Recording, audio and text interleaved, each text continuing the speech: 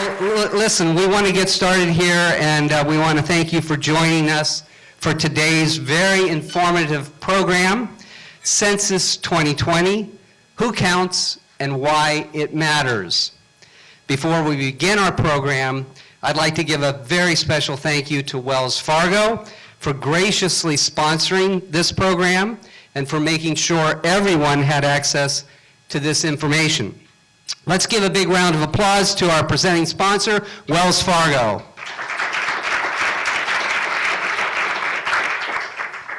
Now, please allow me another moment to recognize my fellow board members and all of our generous OC Forum sponsors for their continuous support of our programs. I'm truly honored to serve on this board as we get ready to celebrate our 30th anniversary in 2020. Will all OC Forum board members and sponsors in attendance please stand and be recognized? Board members, sponsors.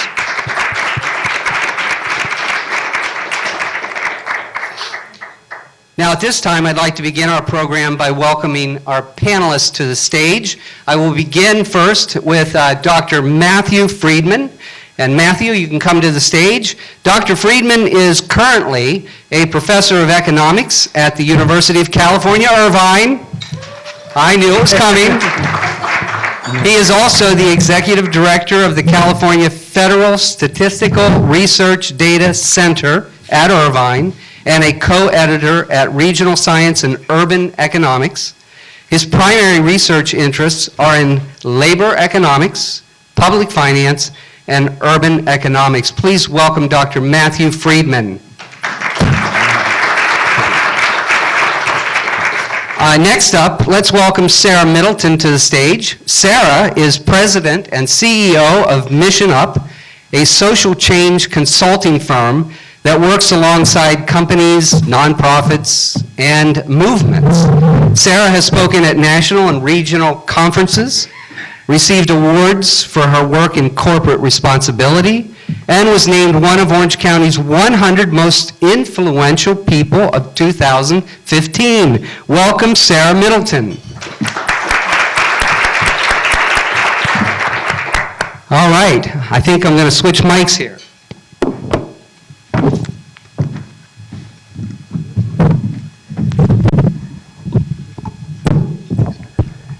Everybody got a mic?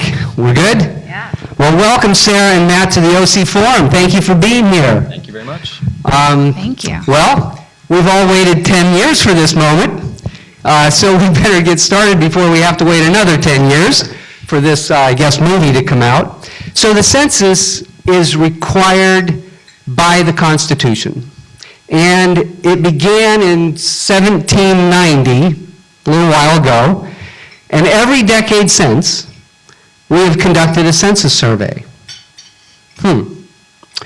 Why is the census so important? I mean, why does it matter? And just to frame this in today's numbers, we are looking at a current population, correct me if I'm wrong, of about 330 million people. And they're saying it's about 140 million housing units. So why does the census matter, and especially in Orange County? Matt, can you get us started? Sure. So I think that the census matters in a wide variety of ways. I think kind of in the most practical sense, the census matters because, of course, we need an accurate count of the population for redistricting purposes, right, for knowing where people are so we know how many representatives they need in Congress. We also need it to inform and allocate federal funding to states and localities. Of course, the number of people in different places determines a wide variety of different programs in terms of the money that's allocated to states for schools, for roads, for hospitals, for a variety of other things. It also matters in terms of on the kind of research side. So, of course, I and many other people like me use census data every day, including much of the decennial census data to inform research projects in social sciences, in public health, in education, a wide variety of things. So we rely very heavily on having accurate census data. It's also really important for business community and nonprofits because whether people are aware or not, they're often using census data for the purposes of identifying where populations, of course, live, where potential clients are located, what those clients look like, and so on. So having an accurate count is really important, kind of both in the practical sense, as well as kind of for the government, but also for everybody, right? For academics, for businesses, for nonprofits. I'm sure you want to add. No, I think that was perfect. I mean, I think if you're looking for a quick hit, the census is about power, it's about money, and it's about health. You want to live in a healthy community, right? And the census every 10 years helps us with power, with money, and with health. So I'm sitting here thinking about, how did you two end up getting into the census business? Can you tell us a little bit about your story, how your journey to this whole world of the census? Sarah, how about if we start with you? Sure. Well, I totally and wholly blame Shelley Haas with the Orange County Community Foundation, if any of you know Shelley. It was about a year ago. We happened to be at the Orange County Grantmaker Summit, and there were some conversations about census happening. And Shelley roped me in at that point to start pulling together nonprofits and funders to develop a strategy for census outreach. And lo and behold, I now have a partner in crime in Ann Olin with Charitable Ventures and Heather Stratman, who's in the back of the room. My role has evolved, so, and I can get into this a little bit more, but the state of California put out an RFP for what they call an administrative CBO or an ACBO. And an executive team here in Orange County comprised of nonprofits and funders went for that bid and submitted and ultimately was awarded a contract by the state. Charitable Ventures is the holder of that contract, and so now is deploying that contract out into the community here. And my role has evolved to partnership coordination. So still pulling together nonprofits and funders and also working with several other stakeholders in Orange County to make sure that we don't duplicate efforts, that we in fact align efforts. So I'm having a lot of fun. I had no idea the importance or the value of the census until I took on this immense, wonderful, complex project.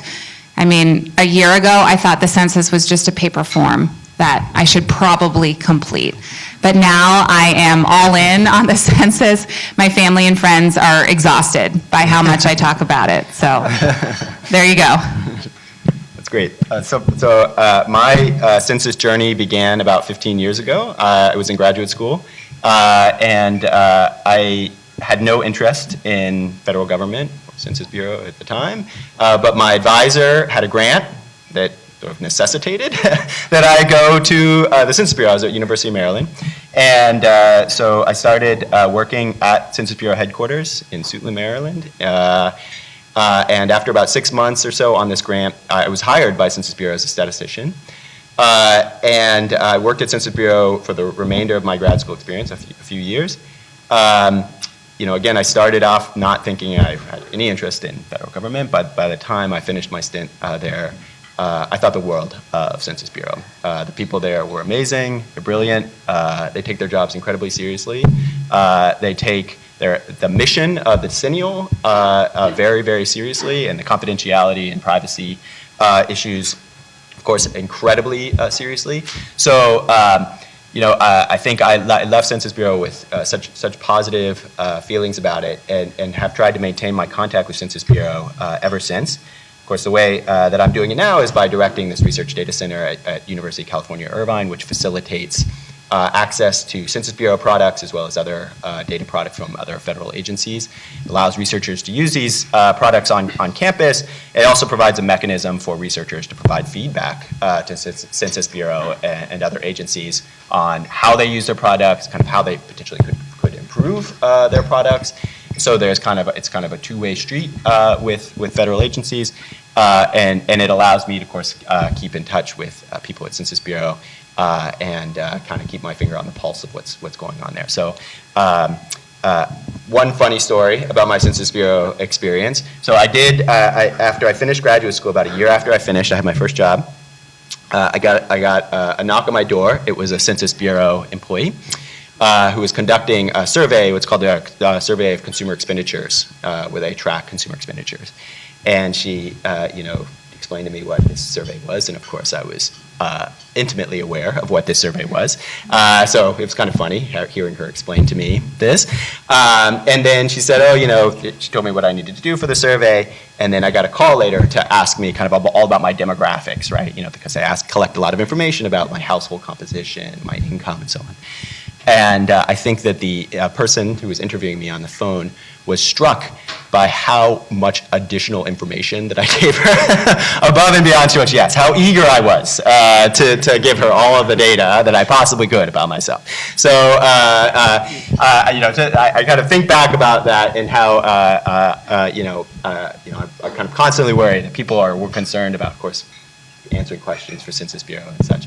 But again, my experience with Census Bureau and the people there is that they take that issue in particular incredibly seriously. And so that's my one story about my participation in surveys, beyond decennial, of course. Well, thank you both. Thank you both. So the 2020 census actually has a goal. What is that goal? Count everyone once, only once, and in the right place. Let me repeat that. Count everyone once, only once, and in the right place. Can you folks unpack that goal for us? I mean, couldn't they have stopped at just count everyone? So the counting everyone, of course, is critical, but counting them in the right place, right, is also really integral to the decennial. And it comes back to the issue of political apportionment and redistricting and allocating federal funds, right? So we need to know precisely where people are to know, of course, how many representatives they should have. It also is going to inform, of course, state decisions about redistricting, on the basis of population, and again, federal funds under a variety of different federal programs are tied directly to population within areas. So we need to know, of course, not only how many people there are precisely, right, which of course is interesting in its own right, but also where precisely those people are living, because that informs the allocation of these federal dollars and, of course, the number of representatives people get in Congress, both at the federal level, but also, of course, at local, state levels. Good on the goal. So, Matt, we are in the era of big data. Behind the scenes, the Census Bureau has been working to prepare for what we might call opening day in the spring of 2020. Are they prepared, and will the public notice anything different? Yeah, so I think that the answer is yes and no.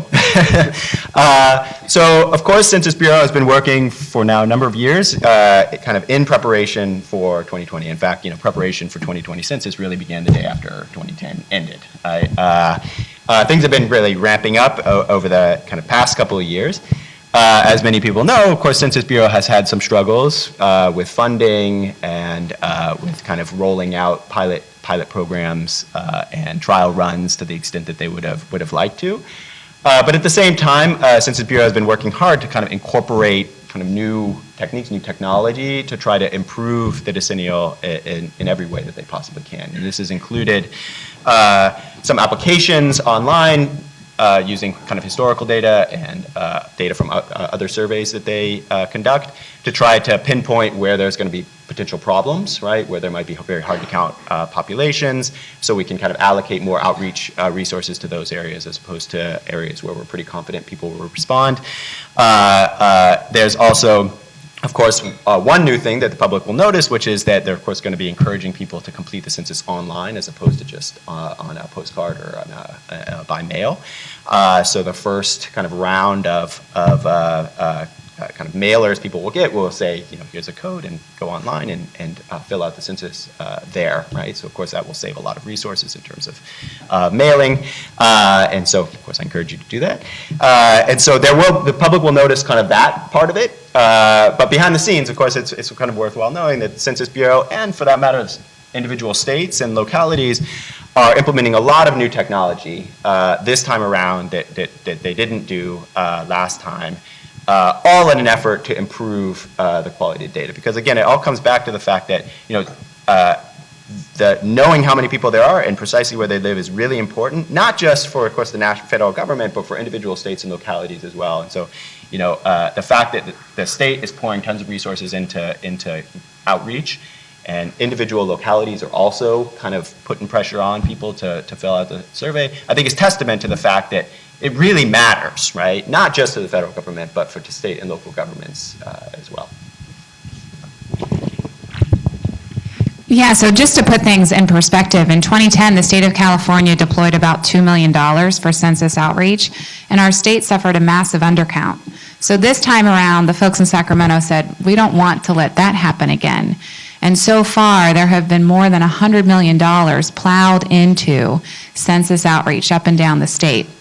I would say 2/3 of that funding has been going to ACBOs, like Charitable Ventures, and counties, because these are the groups that are charged with education and outreach to California's hard-to-count populations, of which the state has said there are 15 hard-to-count populations. Additionally, talking about data, the state has created a system called SWORD.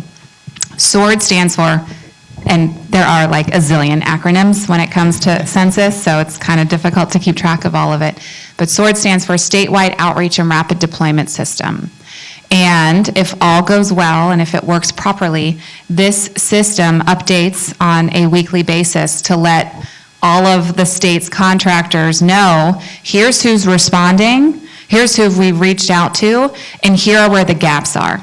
And this is where we need to really put the pedal to the metal and make sure that we get these folks counted. So even now, our Charitable Ventures team, we're working with our subcontractors, and I see some of you in the room, which is fantastic, to gather data on a weekly basis to say, okay, how many touches have you had with your hard-to-count communities? So we're compiling that information. It gets uploaded to SWORD weekly so that the state can really monitor, okay, what's happening up and down California right now. Thank you, Sarah. And Sarah, as a follow-up, I think what we have understood, at least from the data, that the Census Bureau has concluded that response rates are actually declining. As citizens are really, and we all know this, we're all bombarded with surveys, lots of surveys. So when we look at that problem, are we still worried about this? And you've mentioned a new system here, but are there other things that are being done to counter that issue of just being bombarded with surveys? Are people going to pay attention this time? Yeah, I think it goes beyond bombardment. I think there's definitely a culture of fear out there. There are lots of things that are different with the 2020 survey. Matt mentioned this is the first time that the census is going online. So consider all of those people who don't have broadband access or who have low broadband access, or seniors who might not be familiar with the internet and how to respond to a survey on the internet. So that's a big change. There's been underfunding at the Census Bureau, so that's a big change. There's been a leadership change not too long ago at the Census Bureau. Then you've got the citizenship question, which, let it be known that the citizenship question will not be on the survey, but damage has been done in immigrant communities. So you've got barriers to completing the census at many different levels. So part of the communication and the messaging is, hey, we know this is another survey, but actually it's not another survey. This survey only comes 10 years, and it's highly critical that we get everybody to complete this survey. This survey and its results impact the next 10 years of our collective lives. Additionally, it's even that much more important for our hard-to-count communities to complete this survey. Their voices right now are underrepresented. Do we want that to happen for another decade? Absolutely not.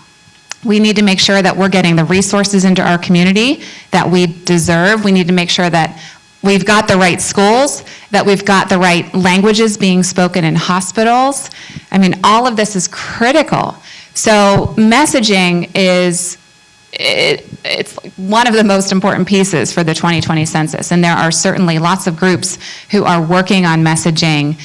Folks like NALEO, folks like Asian Americans Advancing Justice, they've already put out some messaging. Up and down the state, we're working as ACBOs and counties to determine what's the right messaging for our region. What will work here in Orange County will be different than what will work in the Central Valley or even in the Bay Area. So we're working internally here and getting some help from statewide marketing and PR firm and others to determine what are the right pieces, what are the right messages to communicate.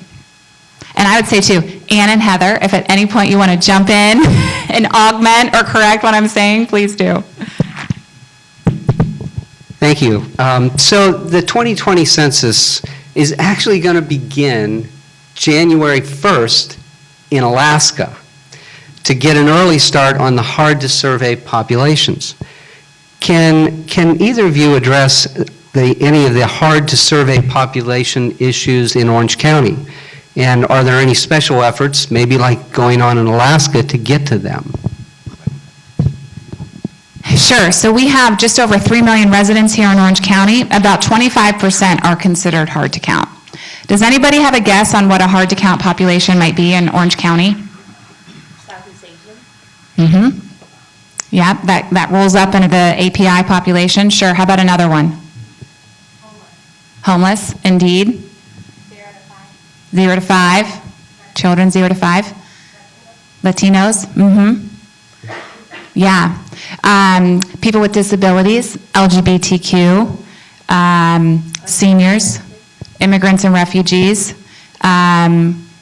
Native Americans, African Americans, veterans. Who else am I forgetting? Low and no broadband access. I may be forgetting one or two more populations, but there are 15 state-designated hard-to-count populations. One of those populations being farm workers, which we don't have too many in Orange County, but we certainly have all of the other populations. So here's the deal. Here's what's happening in Orange County. So Charitable Ventures received a contract for $1.4 million from the state. The County of Orange received a contract for $1.5 million. That's about $3 million. There's a group called CPAN, Census Policy Advocacy Network, that, along with Asian Americans Advancing Justice, conducted some analysis for the Orange County region and other regions in Orange County, and they said, okay, really, if you want to achieve a fair and accurate count in Orange County, it's going to take about $8 million. That's a lot of money. We've got $3 million from the state, which is great, but it's certainly not $8 million. What Charitable Ventures has been doing is also establishing a pooled fund for private philanthropic dollars. We've raised nearly $1 million, which our goal was $1 million, so we're so close.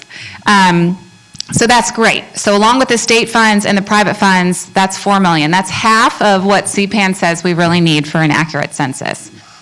Okay, so that's the money framework. So now the action framework. So Charitable Ventures has identified 10 lead subcontractors, and we've got the Cambodian family as one of them, Community Action Partnership as another. Did I miss any of our other subcontractors in the room? Okay. And we've got others. The Cambodian family, Community Action Partnership, and let me do the quick math, 6 of our others, I think, yep, are focused on outreach. And then we've got a couple subcontractors who are focused on training. Their job is to be boots on the ground. They are phone banking. They are door canvassing. They are going out to community events and festivals. They are putting flyers in food boxes. They are speaking in language culturally appropriate. They are the ones who are the trusted messengers for their hard-to-count populations. So that's how we're making this all work. Charitable Ventures gets the money. We identify who are the right groups to take this money and get out there and get out the count. We're deploying those funds, and then the groups that we're partnering with are actually doing the very hard work. The county, and some of you may be aware, the county is also in the process of identifying subcontractors to do similar work. The county will be focusing on specific census tracts, whereas Charitable Ventures is focusing on areas and communities. Charitable Ventures just closed down its RFP for the second round of funding. So we still have public dollars to deploy, and we're now, along with a grant review committee, reading all of the additional subcontractor applications we received. We'll be doing the same thing with the private dollars. We'll be putting out an RFP next week and identifying who are the other organizations who want to take on a grant and conduct census outreach. So, you know, people, especially our hard-to-count communities, they're not going to trust the government, but they will trust their local nonprofit. They will trust their local church. They will go to their local clinic. So it's working through these groups, and again, I use the term trusted messengers, these groups who have their relationships built and can have the conversation with that individual to say, it's safe, your data is confidential, nobody's going to come after you. If you're living with, 10 other people and in a place that's designed for 4 people, you're fine. So it's so much of the relationships, the touch points, the messaging, the assurances. I would add, you hurt my feelings a little bit. The one undercounted population that you left out, students. Oh, yeah. Very good, very good. Thank you very much for that. So Alaska gets to start early, but the real launch is going to be around mid-March with postcards going to, about 95% of all homes. That sounds like an unimaginable thing, but it's going to happen. You mentioned there's new leadership. I think that begs a question. Who is the quarterback here? Who's actually leading the team to make all this happen? This is a huge task, and apparently there's not an app for that.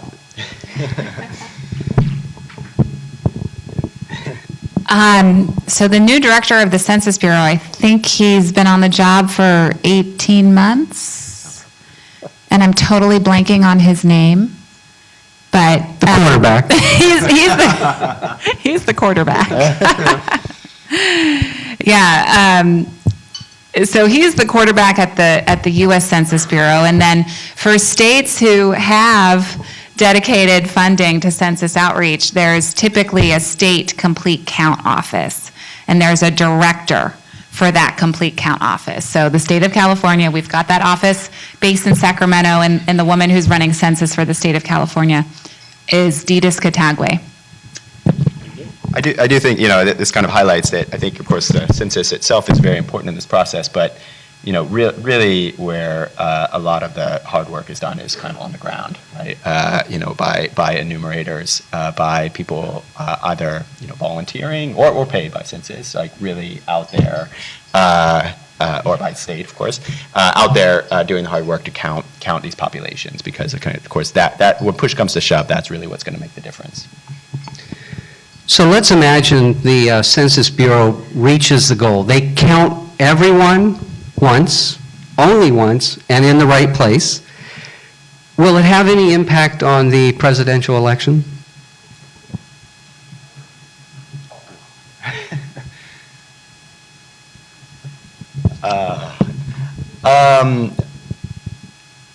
I think so. Of course, the timing of this with the presidential election is kind of interesting in that it will be happening in large part before, of course, November. We won't have any data from the decennial until December, when the census is kind of obliged to provide data to the president for redistricting, and then states will start getting data in 2021, in early 2021, for their redistricting purposes. So. I think there isn't a sense in which the data that come out of the decennial will directly have an influence on the election. I think what's more likely, of course, is that some of the rhetoric around the census can more indirectly affect the election. So to the extent that there is a lot more discussion about the privacy of census, about citizenship question, and so on and so forth. Indirectly, of course, that relates a lot to what's going on politically at national level. But I think, as was highlighted, one thing that's really important to know about the Census Bureau is that, there are many, many levels of kind of, and I'm not saying this in a negative way, but career bureaucrats at Census Bureau that take their jobs very seriously and kind of shield the agency from a lot of what's going on at the national level. Of course, they can't control the funding always, but they themselves, of course, take the job of conducting the census seriously. So I think that the process of conducting it isn't going to be a big factor for the election. We should probably address what's really at stake here. The 2020 census, as I understand it, will determine actually where over $880 billion of federal resources will land. Not sure exactly how that works, but when we look at OC, first of all, have we been getting our fair share, and do we expect to get our fair share? That's a lot of money. So the answer is no. And Heather, I'm thinking about you because you're working on the 0 to 5 population here and ensuring that all 0 to 5 children get counted. And in 2010, we had at least 18,000 0 to 5 who were not counted. So those are dollars that we lost out on for programs like Head Start, WIC, potentially, other federal programs. So I have here, there's a group out of George Washington University, the GW Institute of Public Policy. I'm sure you're familiar, Matt. And just to throw out some really big numbers, in fiscal year 2016, California received more than $115 billion through 55 federal spending programs guided by data derived from the 2010 census. Now, I can't tell you how many of those dollars flowed into Orange County, and how many exactly we might be missing out on because we didn't count everybody in 2010, but it just reinforces the fact that we need to count everybody so that we're getting our fair share of resources for the people who live here. Yeah, and just to kind of come back briefly to another point that was made, right? It's certainly about the dollars, but it's also about a lot of other stuff too, right? We in the academic community, in the business community, and nonprofit community are using these data in a variety of ways all the time.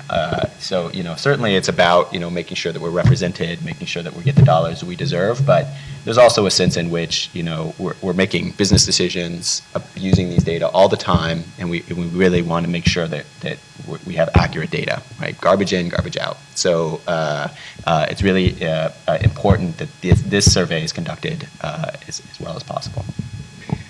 Let's talk about the off years for a minute. Again, you've got 10 years between these census times. What goes on during those 10 years, and is there other data that's coming out that matters? Yeah, so Census Bureau, many of you may know this, does a lot of stuff besides just the decennial, right? So of course the decennial is a real focal point. It's what its mandate really is to do. But Census Bureau conducts a wide variety of other surveys. So one of the more recently introduced surveys is the American Community Survey. You may remember, a long time ago, back in 2000, we used to do these. Some people would get long form decennial census, some people would get short form, right? And the long form asked a whole lot of stuff, right? A whole lot of questions about income, household composition, lots and lots of information from people.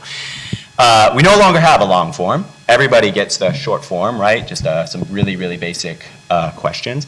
The long form was replaced by the American Community Survey, which is a survey of a couple 100,000 people that happens every single year, and essentially asks a lot of the questions that the long form asked.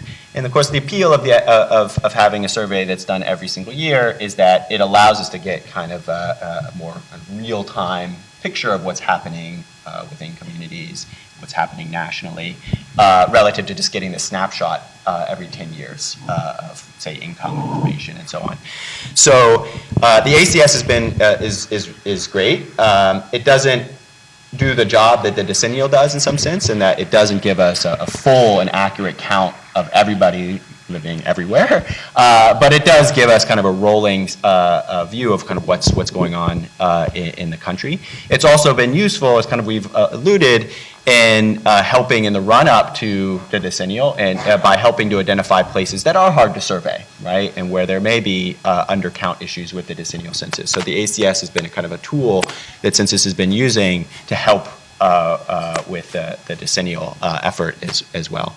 And, you know, the census, I could talk forever about other census products. The census produces lots and lots of different surveys that help to paint a really rich picture of the U.S. population, surveys about time use, surveys about people's expenditures, the CPS, which is, of course, what is used to generate unemployment rate statistics that we get every month. It conducts surveys of establishments and firms that give us pictures of kind of what the industrial structure of the U.S. looks like and how that's changing over time. Lots and lots of things that Census Bureau does that help us kind of fill in what's happening, of course, between these decennials. And how about the off years for you, Sarah? What do you look at with the census during those off years? I have no idea. Well, no, I mean to couch that, there wasn't this massive effort in California in 2010. So this is really unprecedented. The state complete count office has never looked the way it is now. They're literally building this plane as they're flying it. They are figuring out, they have 210 contracts that they're managing. They are totally overwhelmed. And we're all just trying to figure this out together. So, you know, really I think for a lot of the groups that we're working with, it's maybe not so much about census, but it definitely shifts into redistricting. Next. So you're really both on the ground, but in different ways as this moves forward. So a couple more questions, and then we'll start to get questions from the audience. So start to think about your questions here.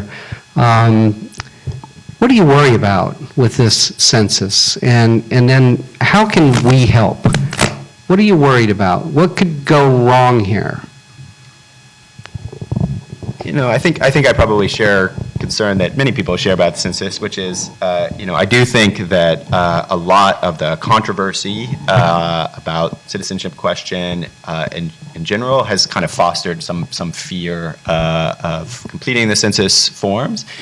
I think there's good evidence that a citizenship question and even perhaps the possibility of that being there has can depress counts among some populations.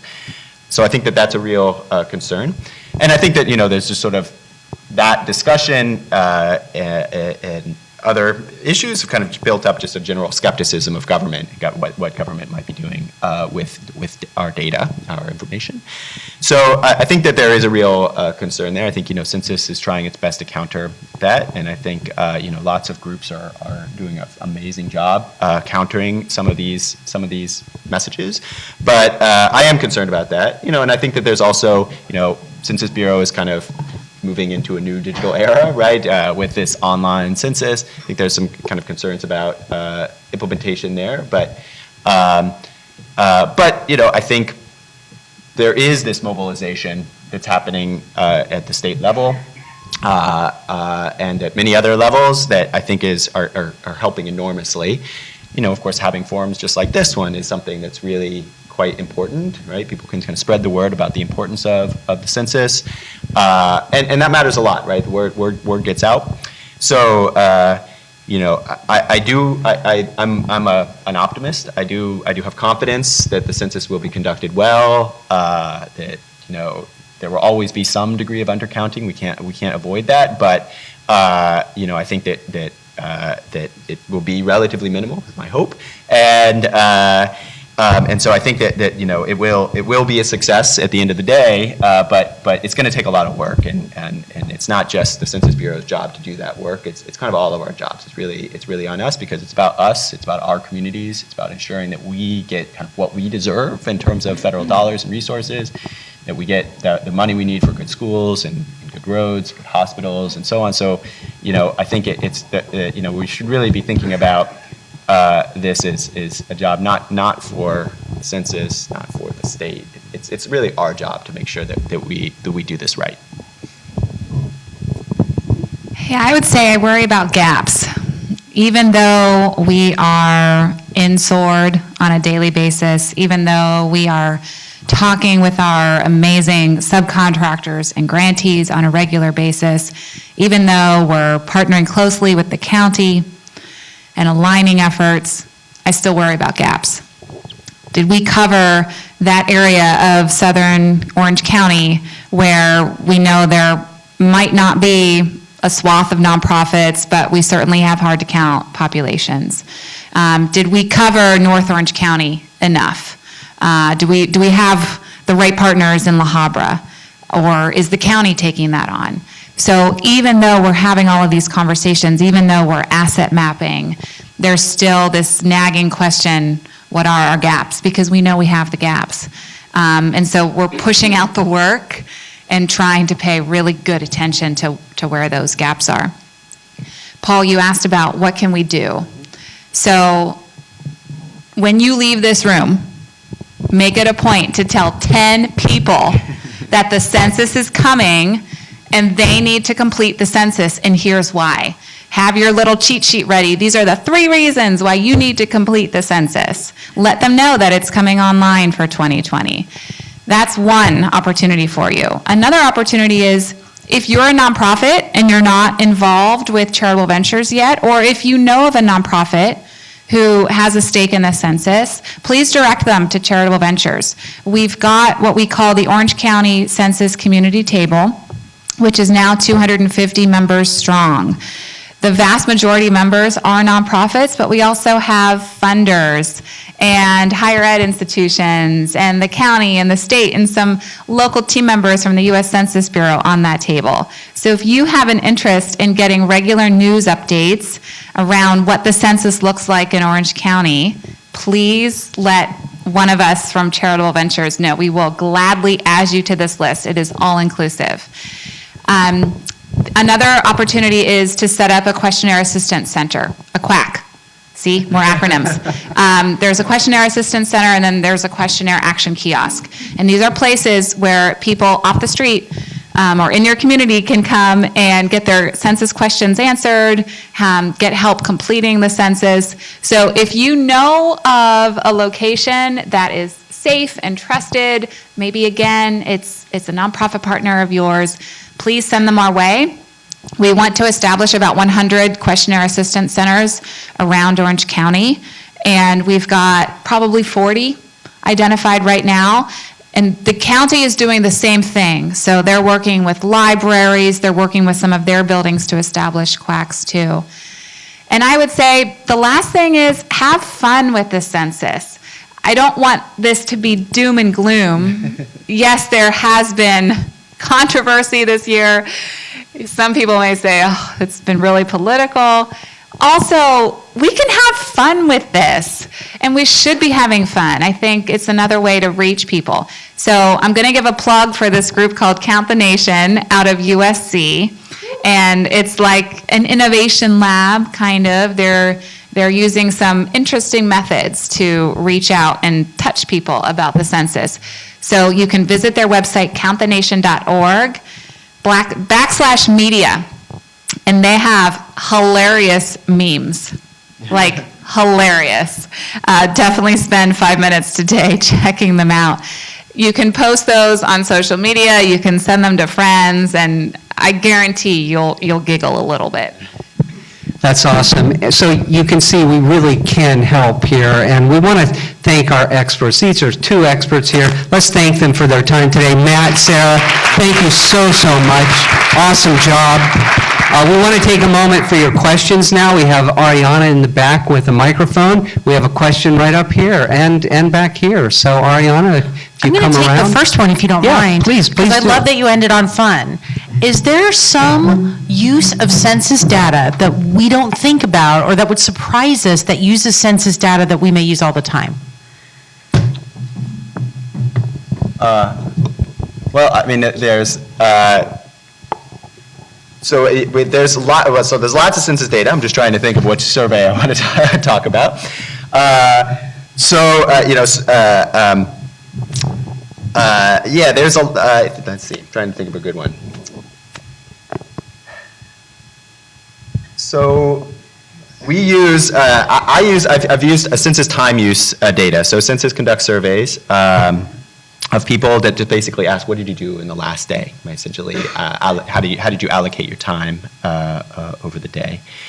And one thing that's really amazing is that, people have, I think you have ideas about how you use your time, but when you're forced to sit down and diary how you use your time, you find out you use your time quite a bit differently.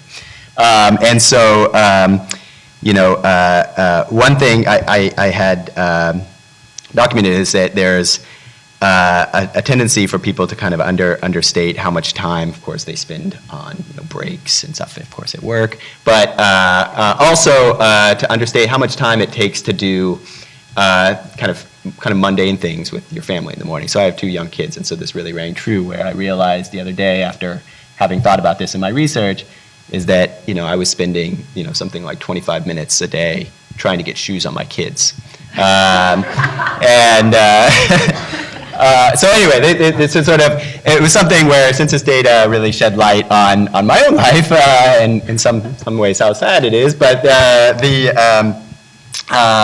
but I think that taking a step back, it's just such an enormous number of uses of census data. I think that most of the time we're using it either for academic purposes, for business purposes, but the data can be used to kind of shed light on just sort of more general social phenomenon that we might not think about in our everyday lives, but are really important, right? So documenting changes over time and how people use their time, also of course the location of different communities and so on. So I don't know if you have a good example.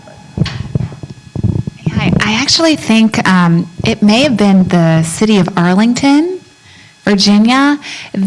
One of their promotional pieces was a day in the life, how census data affects your life. So if you Google some of that, it'll pop up and it may be helpful for you. Sorry, I can't talk more intelligently about that. And Matt, there are Velcro shoes that just... Somehow that doesn't help. Just a thought. Good morning. I actually have 2 questions. To your point of the issues surrounding barriers to people filling out the census, one of the large 800-pound gorilla you didn't bring up is public charge. For those who don't know, it's the policy under this administration that is putting at-risk people if they come forward and say they are using public services like Medi-Cal, SNAP, food stamps, and they're undocumented, they can be deported. We live under a reign of terror right now. So what are you doing in terms of trying to reach hard-to-reach communities dealing with ethnic media and, like you said, trusted messengers? I just want to put a plug. I'm a physician in this community. I help the underserved. I am a trusted messenger, and I also blog and write and am an ambassador for the Voice of OC. So we have very vibrant ethnic media in language in our communities of color, and I'd like to hear what you're doing to outreach to Baunliwig, all the radio, TVs, et cetera. Yeah, so great question. So we surveyed our lead subcontractors and asked them to send in the ethnic media that they use. So now we've got a list of all of those ethnic media outlets. And we have also shared that list with the state's PR and marketing firm. To be perfectly candid, we're not sure yet what marketing and PR looks like for Orange County with the statewide partner. Okay, so we can connect after. So the other big organization is Asian Americans Journalists Association. They're a vibrant group. They just had an amazing event in LA, and that leadership, it just seems like a natural partner.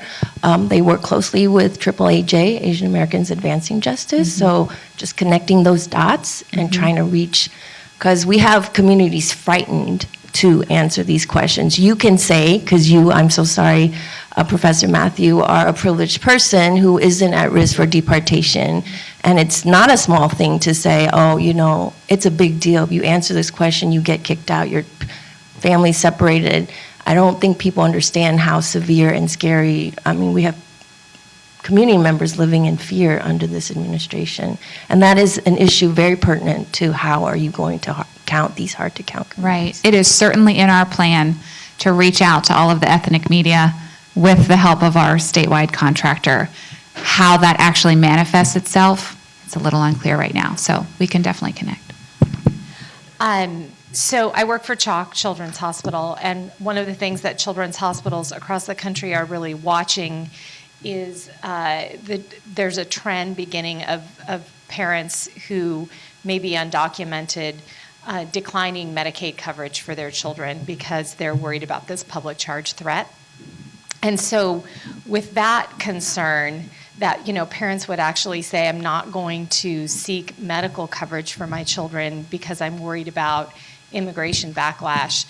You know, I think I am quite worried about whether they would be willing to, you know, participate in the census, if they're willing to take that kind of a risk with their children's health just to make sure their family can stay together. So I'm just wondering, you know, if we at CHOC were going to try to communicate, for example, with our families about the importance of the census, I do think that just telling them that they shouldn't worry about data privacy would not be enough. How would you convince them that this data is safe? What, you know, if they say, well, how do you know? How can you promise me? What's the proper response to that question? Yeah, I mean, you know, this is where I think you're absolutely right. It's going to be incredibly hard to convince some populations that the data are safe. Like, you know, the Census Bureau, you know, of course, one can always emphasize that the Census Bureau is sort of separate from some of these other, of course, these other agencies. Data are on Medicaid and these other programs are maintained by different sets of agencies, and they aren't kind of commingled in some sense. The Census Bureau takes its job very seriously, in part because it knows that if there were any breach whatsoever, it would essentially undermine all future censuses, right? The costs of even the most minor problem on the data side would essentially do away with the Census Bureau. It would be such a problem. So, but you know, I understand your previous point that there are going to be populations it's going to be incredibly difficult to convince that this is important. And so beyond telling them that you know, this is not something that, you know, federal, you know, any other federal agencies will use. It's only going to be, you know, produce aggregate statistics for the purposes of allocating federal funding, is kind of a point that can be made. You know, what's also kind of paradoxical about this is that it's precisely those populations that we most need to know about, you know, for the purposes of making sure that those communities, right, where these people are living are getting the money and the resources they need. So, you know, there's this tension here where the people who are filling it out, or most likely to fill it out, are often in places that, you know, are least in need of the resources that are coming their way, and the converse is also true, right? So, you know, I think that's in part why some of these new technologies that are being used, some of the efforts that your group is doing and many of the other contractors are doing are so important of sort of allocating really the outreach to where it's needed most to try to, you know, help these communities, convince these communities that this is important. But you know, it's scary that, you know, people are turning down Medicaid, and you know, I can appreciate that's just going to be a population that's going to be really, really hard to reach out to. And Professor, as it happens, we have an audience member who wants to give more answer to your answer. Oh, great, thank you. So yes, I want to address it real directly. We've been doing a significant amount of focus group work with our community clinics, with the FRCs, with basically all the infrastructure that's built into the commission's 2 years or 2 decades of work. And we are hearing that we don't think families are going to go to the clinics during the March 1st to end of April period. And so what we're doing is we are inverse going to the family case managers that we know are signing these same families up for food stamps, and we are asking those case managers to get into the households that are tripled and quadrupled up and help them fill these out. I mean, it really is going to be that much hand to hand. And we think that's the only tactic because we know they're not going to show up. So, yeah. And we have one more question up at the front.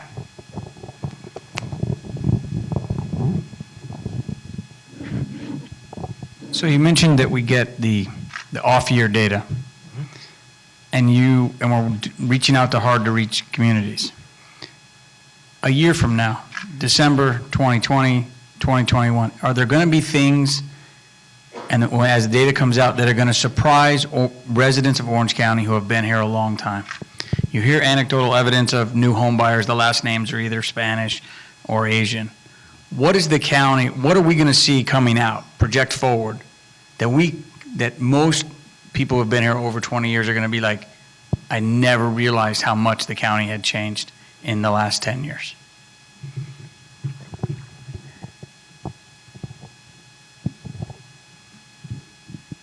That is a great question. I'm not sure I have an answer. I don't know. Matt, you're probably better suited. I mean, I think, we're all kind of, I think, aware that demographic change in the county has just been enormous. And that has been kind of correlated with a lot of changes in, for example, political leanings of the county and so on. So I think there is a sense in which kind of the intercensal data that we've been collecting has maybe kind of reduced the surprises that come out of the decennials, right? Because we, of course, have some sense of what's going on in those intervening years. But the census is always full of some surprises, right? We always see, in part because of the intercensal surveys are just that. They're small samples. They don't give us a kind of a full picture of what's going on. And so there's always, there are big surprises on number of people living in some communities, number of particular people who have certain subgroups, race, ethnicity, and so on. And so I think, undoubtedly we'll see that. I mean, I think we of course know that Orange County is becoming more diverse fairly quickly, both on racial and ethnic lines, but also income lines as well. It's also growing. We know there's house prices going up. We can see population increasing. And so I think that, the decennial will probably confirm a lot of what we already know is happening, but will kind of give us a more complete picture of how it's happening and precisely where it's happening, right? What locations are seeing kind of the most change. And, of course, that's really interesting from an academic perspective, but it's just really, it's important to know for businesses, for nonprofits, for everybody to know about how these changes are happening and where they're happening. So, I'm obviously kind of a junkie on census data. So, I feel like it's like, Christmas Eve. Like I'm really, I can't wait until census data starts rolling out in 2021 and to see kind of what surprises are in store. Because I think it's always interesting and always fascinating to find out how your community has changed, how other communities have changed. So we'll see. If I can just add quickly, I think my hope is that we count all of our historically underrepresented communities and know who's here. And I'll give you an example. American Community Survey data says that Orange County has 2,000 Samoans, but we have 16 Samoan churches. We have more than 2,000 Samoans here. So let's make sure we count them and know who's here. Let's thank our experts again.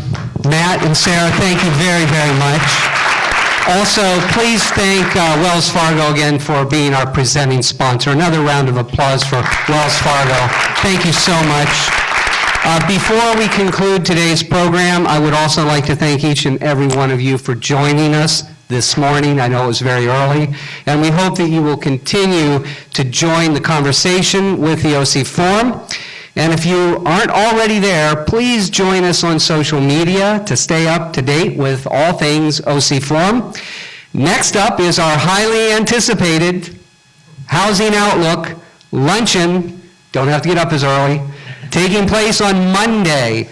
Get your calendars out, December 2nd.